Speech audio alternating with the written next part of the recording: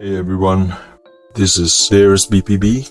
We're going to react to this gentleman's rant on leftovers and fruits. Let's see what he has to say. He talks about Tangerine being unable to pretend or disguise itself as oranges because customers are perspective and can tell the difference, and oranges are worth much more than tangerines due to its high cost. Tangerines cost about 1.5 yuan, but Tangerine insists that it is an orange due to losing its sense of self from surrounding itself with oranges, brainwashed itself into thinking it is an orange when it is not. Tangerines are not selling due to its inflated price above its value. A fruit that sits on the shelf without being sold will eventually spoil and rot. Every customer wants the fresh tangerines over the expired or spoiled ones. The person who caused the tangerine to be left behind was no other than themselves. One out of three things would happen. The tangerine recognizes its own value, stop being delusional, and cut their losses. Deal with the immediate issues first. The second outcome is to continue the facade, lying to one tangerine self, listening to toxic positivity, and continue to be treated as royalty. One day when the tangerine finally wakes up to the reality, it will be already too late and be left in the dust.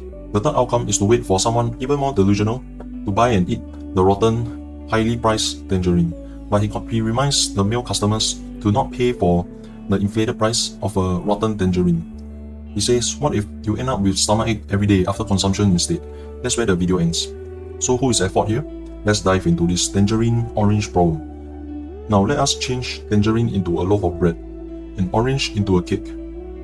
Now here's another scenario. Let's say the baker bakes a fresh loaf of bread and sends it to the seller. It is the seller's job to advertise and persuade the customers to buy his freshly baked bread at a reasonable price close to the market rate.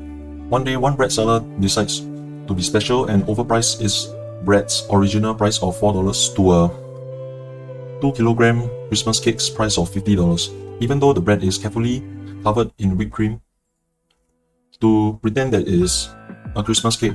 However, the customers can tell that it's a loaf of bread instead of a Christmas cake. The customers told the seller that it is a pretend bread that is overpriced for bread, but the seller insists that they are wrong and tell them to take it or leave it. Days gone by and no customers bought the bread, and the seller is worried that he won't be able to sell it for the extra profits because it's priced at $50 instead of $4, and so the bread starts to go stale and collect moles on it. So he decided to halve the price and desperately tries to persuade the customers to buy it in its lower value state, but they still rejected him and say the price is still too much for normal bread. However, some customers decided to take advantage of the situation and told the seller that he should give them free samples so that later on they will buy it for $500 they promised. But it was all a scam to have free samples of the pretend bread and not having to pay for their bread consumption in the full price. So in the end, the half-eaten leftover bread lost all of its value and became completely spoiled, and the seller was unable to give it away, let alone sell it to a customer, and thus the seller has to throw away the bread due to its expired and inedible state.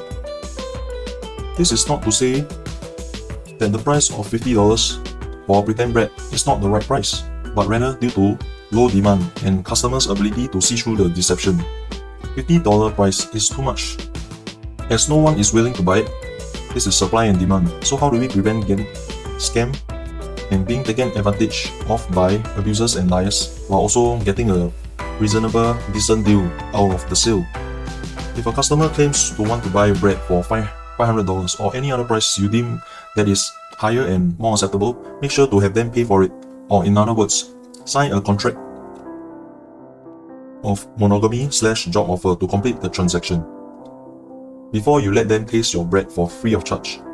While the bread loses its value by half every time it gets eaten for free of charge by a customer, similarly to a first-hand car that loses half its value each time it is sold, it is reasonable to increase the price of $4 to a higher price due to its freshness and clean state of being a recently baked bread. If they are buyers for the higher price, it is totally okay to raise the price slightly due to the increased demand and higher offers. Just remember to be reasonable and practical and have at least two buyers who are certain to pay at a reasonable increased price before demanding an artificial increase in price to try and get a higher offer from some mysterious richer or spendthrift buyer that may never even exist in the first place. Now, here are some other scenarios. What if the seller doesn't want to sell his bread?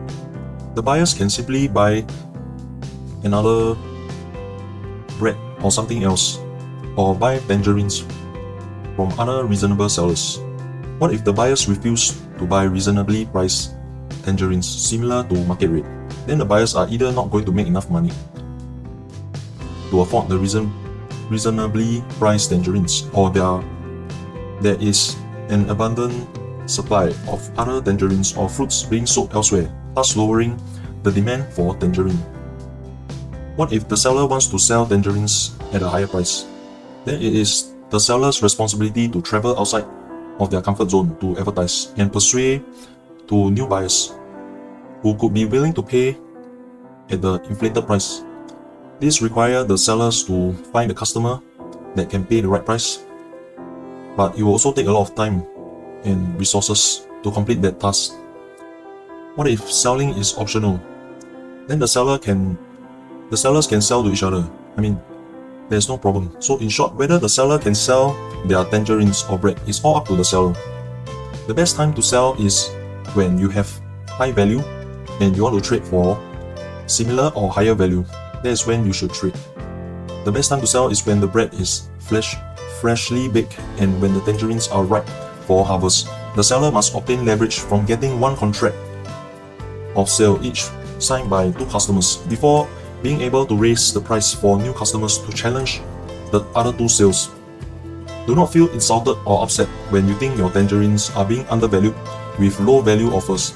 Sometimes a bird in hand is worth two in the bushes. That's all for today, folks. Here are some questions. Do you think the sellers are in the right for overpricing their goods and services?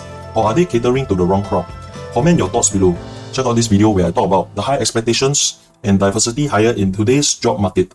Please like and sub for the algos, and I'll see y'all next time. Adios. Thanks for watching.